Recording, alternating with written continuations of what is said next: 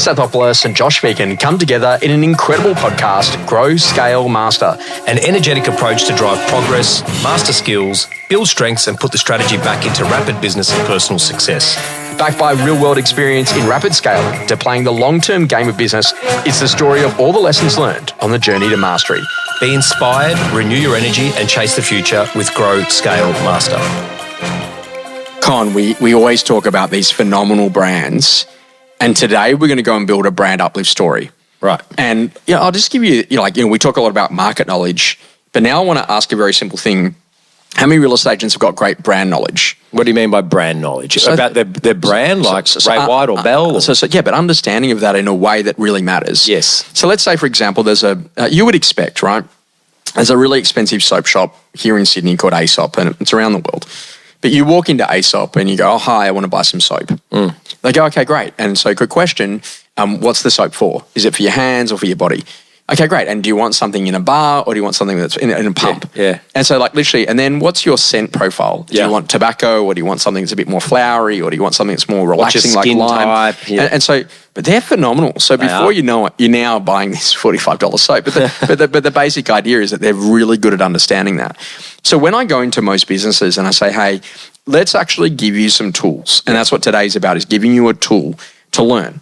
So we might go and have a look about really thinking about how good brand knowledge is. Now, why this is important is that when the newest team member comes in, whether or not they're in sales or property management, how do they tell a story to a customer about what we're about? Yeah. And this is not that we began in 1984. This is really the story about thinking, how do we demonstrate capability? So I'm going to run through a couple of them, please, and then we're going to learn how to formulate a story. Awesome. So let's say, for example, what's the highest sale price? 10.75. Okay, look, mate, no need to fire so quickly. but the basic idea is that highest sale price is really important because it goes to show capability that you've been trusted at the highest levels. Correct. If you are pitching and your highest sale price is below what you're pitching on, tell the story how the vendor that's going to sell at 10.75 is the buyer at 15. Correct. And so that way you can go to start to think about what's actually going on. That's right. We go to, say, lower sale price. 300 grand. So that's about humility. Yes. So now what it is that we're actually saying, we've sold properties anywhere between 300,000 all the way to the heart of heights at 10.75. Spot on. So we're being trusted at the highest levels, but we're not too good to represent the best properties in each price range. Yes.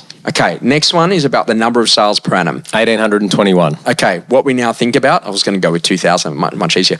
But what you start to think about is that literally if there's 2,000 sellers and 2,000 buyers, that now means that over 4,000 consumers have been successful in buying and selling residential real estate with our brand in the course of the last 12 months. Yes. Now we think about the number of properties under management. 2.5. Okay, great. So 2,500 landlords, 2,500 tenants. If you think about that, over 5,000 people have now been successful. Now 5,000 plus the 4, over 9,000 consumers in Greater Western Sydney have been successful in their pursuit to do something in residential real estate in the course of the last 12 months because they've had the opportunity to work with us at McGrath. So now Josh, we're telling I love it. When do you want to start? Okay, great. So we're telling a great story. You are. So that number of transactions, total number of customers served. But Can I just interrupt for 1 second because you're on a roll there. Now, we've got great numbers. So let's flip it. I'm working in a suburban real estate office, traditional, principal-led salesperson. You can do the same thing with this. Of course. Right? So when you were at 90 transactions. Yeah, correct. It's exactly the same. And this is where the humility comes from. Correct. But learning, now there's some others. So how many postcodes do you serve? Yep. We've got 128. Okay, great. So it's a lot. Yeah. What records do you hold? Street records? Heaps. Block records? Yeah. And suburb records? Yes, we do. And heaps is not an answer. No, I know. So, but like Monique Lejeune, right? She got the suburb record in Prospect. At I think it was 2.465. Yeah. But that was also the suburb record in Seven Hills, Layla Park. Sure. I think Toongabbie. Like it was a suburb record across 7. So where's that documented? Yes. So that's a great question because in most businesses, who's the champion of documenting that? Yeah. And knowing when it falls? We love data and we love the insights, and we do a thing that is the month that was. Sure. We also do an auction index as well. But can you show me, does that have suburb records, street records and block records? No, it wouldn't have suburb records, street records. It has the group. Sure. But you're right. We could add that in. So we're looking for improvement. Okay. So I like it. So now think a little about the story. Yeah. And then, for example, how many open homes does your business do? We did 15,000 open homes, met 66,000 on a Saturday. We did 187 this weekend. Okay, great. So Mr. and Mrs. Owner, We do about 180 open for inspections every Saturday. If we met 10 buyers at each, that would mean over 1,800 buyers. Yeah.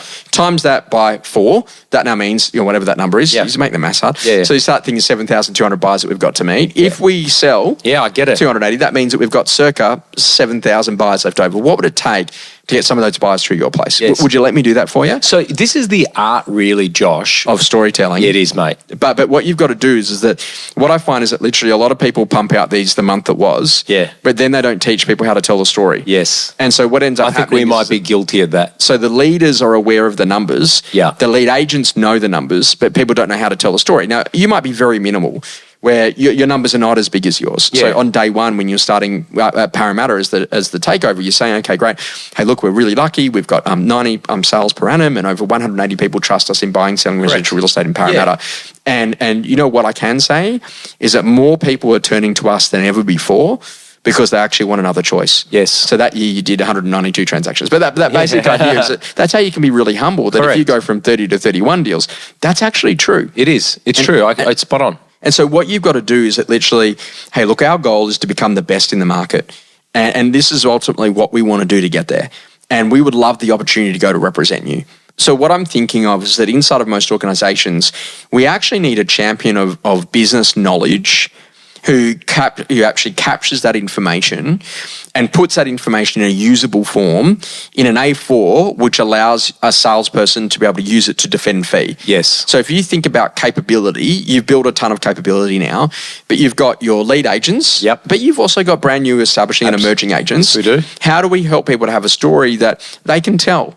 Yeah. So that when I made the decision to join McGrath, the reason why I chose was because of this XYZ. Yeah. And Con, I got to tell you, I'm really lucky to be involved in a business that we just get so much opportunity with all the buyers that we get to work with. Yeah. And in our little pocket, we get to do 30 opens. Yeah. And the benefit of that is that literally, even with just 5 buyers, it's 150 buyers, and times it by 4, it's 600. And if we sell those 30 homes just in this little pocket, we've got 570 buyers left over. Con, would you let me just get one of those buyers through your place? I love it, Josh. And you can start tomorrow. Right. But what I love about this is anyone can be a storyteller. Mm-hmm. So you're right, when you've got capability like what we do, the story becomes easier, but also you have to balance that with the humility, going, hang on a second, maybe this is a big engine and people don't really want to be a part of it. And the way that I'd pitch against you, yes, some people will tell you they've got 1 million people in their database. Why do they still have 500 houses for sale? Yeah, exactly. Well, we don't. But what I want to show you is that literally to me, if I had the opportunity to sell your property, these are the 3 buyers: having a baby, job relocation, sold last weekend. Yeah. So it can work on the opposite side of that scale. Correct. Where potency of information is more important than the size of how big it is. Spot on. But can you teach anyone to be a storyteller? Of course you can. Yeah. See, so in a book called Stick by Dan Chip, he says that people remember the stories. Yeah. So what you've got to start thinking about is that, and this is the most embarrassing for most real estate business owners, when I go into a room and when I get permission first, I say, hey, how many sales do we make per annum? Oh, 4,000? 200. and he just like, how can we have so much brand knowledge that's capable, but we send out the end of the month. Yeah. You got to teach people how to use it. Yeah. So I've just taken an aha moment because we do this every week with our team meeting. You've seen it, where we've got our numbers and what that actually means. So, for example, this month we've already met in March we've met 5,000 buyers. Right, across, I think, 788 open homes. And we've also had 293 underbidders. But what does that actually mean? You're right. So you've got to be able to actually train people on how to actually tell the story and why the story is so important. Experiences that rapidly shaped you. Con, I think that the foundation of why you start a business is amazing, and sometimes when you go back into deeply understanding the founder's story, sometimes they just saw a better way. Other times they were really realistically trying to take someone out that had done something pretty wrong to them. Yep. And I always think about this, that, ultimately the great rule in leadership and management is that do unto others that others have done to you that you loved, and don't do to others what others have done to you that you didn't like. That's gold. And I just think that that's the easiest way to learn leadership and management. And I think about this, that, I was very, very lucky. We did a lot of work out of Scottsdale, Arizona, and Phoenix. And when we were in Phoenix, Arizona, and we had that conversation, one of the things that we learned very quickly was to read a bit, and we got exposed quite a lot to Jim Collins. And one of the things that Jim had done was he actually wrote a better book than that, which was called Beyond Entrepreneurship. And he's brought out version 2.0 more recently.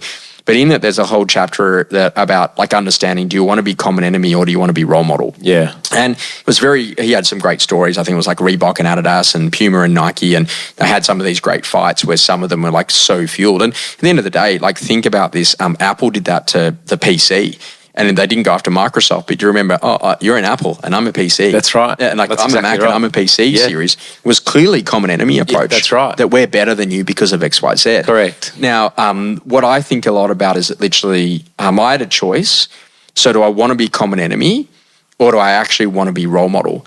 So I thought, okay, and I was very lucky, and I'd sat down with Nick Dowling at the time, and Nick said, Josh, the thing that literally makes you great is that you're prepared to ask questions of other people that other people wouldn't ask. And I was like, what do you mean by that? He's like, mate, you'll just ring an author and have a chat. No one would think to do that. And I was like, well, I didn't know you couldn't, and that's that naivety, which had been maybe a new strength that I developed and wasn't even aware of it. And it's what great mentors do, is they help you to become aware of that. And I think that this is a really interesting thing, is that when I made the decision, how do I become a role model? So I never want to do anything that would put me on the front page of the Australian Financial Review for the wrong reasons. Yeah. And so literally, if I'm going to be a role model, and I don't mean that in a bad way, but in a good way, I've got to help people of all different types, of all different situations, of all different stages in their careers, and learn how to actually get the best for them and for their outcome of what would be a really good situation. And I just think that, striving to become that role model has taught me so much about how do I learn about different stages of life, different life events that people actually go through. How do I do those things to make sure that I'm seriously good? And if I can strive to become that, it's great. And in terms of the common enemy, I think that the mindset that I adopted is that if you think that I've got a competitor, you're wrong, because I don't want to have any competition. I want to be the best in the world at what I do, so that if you get the chance for me to work inside of your business, it should be a privilege, not a right. Yeah. And I don't mean that at an ego level, but that I want to be growing faster than my fastest growing client, to anticipate the challenges and the issues that you'll have in scaling and growing your business. Yeah. And we've got a very simple rule in our business that we do not talk about anyone in a negative way, and we never talk about anyone who might be perceived as being a competitor, because it doesn't actually help our best customers. No, and also it's not going to help you either, right?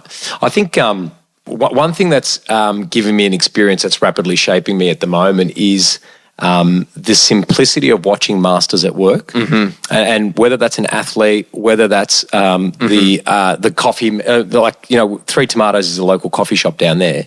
You can just see the care of someone that's actually a master of doing something, and that is, the 10,000 rule. Remember that? Who was that? Malcolm Gladwell, who spoke about that. Yeah. If you do something for 10,000 hours, you become a master or an expert at it. I just wonder how much time we're investing in our own personal development and looking at the blind spots of us, either in business or in life, and then how much we're investing to be able to make those blind spots, quite aware, and then, turn them into something quite positive. Yeah. And I think that this is actually an interesting conversation, is that literally what we've got to do is we've got to start to think about how you actually rise to really bring things up that you care about the most and do something with it. Yeah. Something that's changing your view. Con, the thing that I've learned a lot is about go all in on key relationships. So if I said to you, who are the 5 most important relationships in your life?